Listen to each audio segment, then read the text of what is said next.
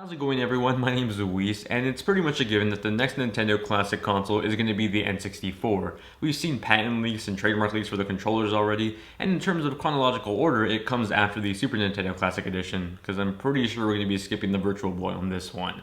It's with that said, I want to do a top 10 video list on the 10 games I want to see put inside of this Classic Console Edition.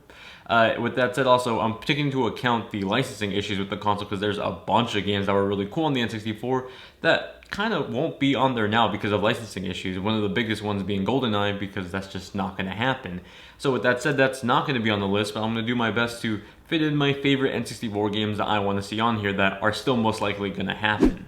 Star Fox 64 is one of my personal favorite games of all time, and I think it's also why I didn't completely hate Star Fox Zero as much as everyone else did. I actually didn't mind how close it was from an inspiration standpoint to Star Fox 64. In retrospective, it ended up being one of my first speedrunning games because the campaign could easily be beaten in an hour or two, but the multiple routes lent to its replayability and its speedrunning.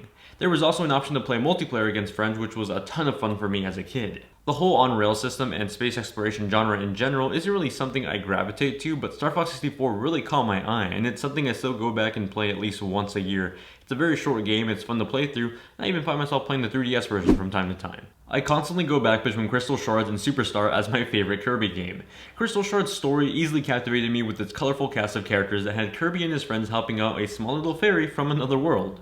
Going from planet to planet, Kirby would use his copy abilities to get back all the Crystal Shards that were scattered across the universe.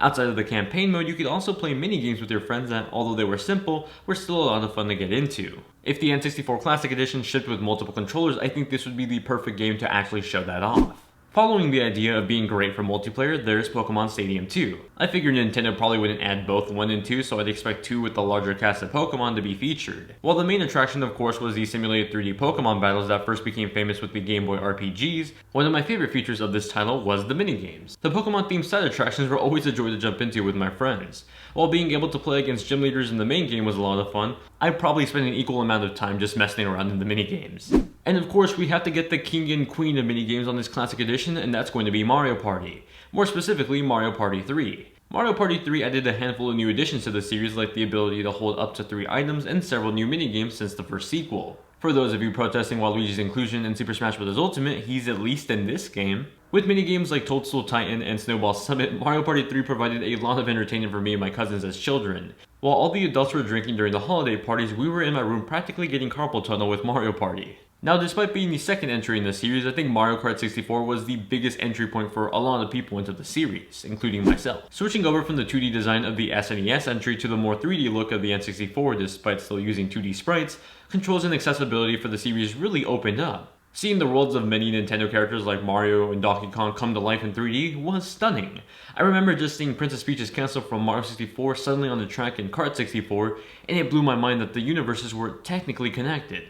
Never mind the most recent releases, but Paper Mario 64 was one of the best entries in the series, and you're gonna want to get this on the Classic Edition. Complete with marvelous writing and a tongue-in-cheek story, Paper Mario 64 Sparkle would be one of the best interpretations of the Super Mario Bros. Series and a spiritual successor to Super Mario RPG on the SNES. Playing as Mario as he goes on the journey to retrieve the 7 imprisoned star spirits after the invasion of the evil Bowser once again. The battle system, though somewhat strategic, provided just enough leeway for newcomers to jump into the genre for the very first time. Back in 1999, it was pretty much a miracle that a game like this could even exist. A fighting party game where Mario could beat the heck out of Pikachu as Link slashed up Yoshi with the Master Sword. I remember seeing a commercial for this game as a kid and I completely lost it. I couldn't believe this was a real thing, and of course it ended up being not only one of my favorite games on the platform, but one of my favorite series of all time. Super Smash Bros. 64 was just a ton of chaotic fun to play through, and I actually really hope it gets added to the Switch Online service because I'd love to play this online with my friends on the Switch. Please make it happen, Nintendo. It makes so much sense for your service. Now, this one's a little bit iffy because the IP is technically owned by Microsoft, but Nintendo and Microsoft have been pretty good with each other lately, so who knows, it's certainly possible. Banjo Kazooie was one of the most iconic 3D platformers on the N64. Play as a bear named Banjo and his pal Kazooie as they try to stop the evil witch from stealing Banjo's sister's beauty. You travel to sandbox worlds collecting items and solving puzzles. It's one of the few examples of collectible games where everything feels like it has a reason for being placed there, rather than just being there for padding on the gameplay. Ocarina of Time brought the Legend of Zelda series into the third dimension, and it did it incredibly well to the point of essentially defining what the series would become for the next few years until Breath of the Wild. Play as Link on a journey to stop the evil Ganondorf from obtaining the power of the Triforce. Using the power of time, you'll travel between different time periods to awaken the 7 stages with the power to seal away Ganon once and for all. The original Legend of Zelda already felt like a mystical adventure when I was a kid, but Ocarina of Time kinda just came and blew it out of the water and really solidified it as a true adventure experience.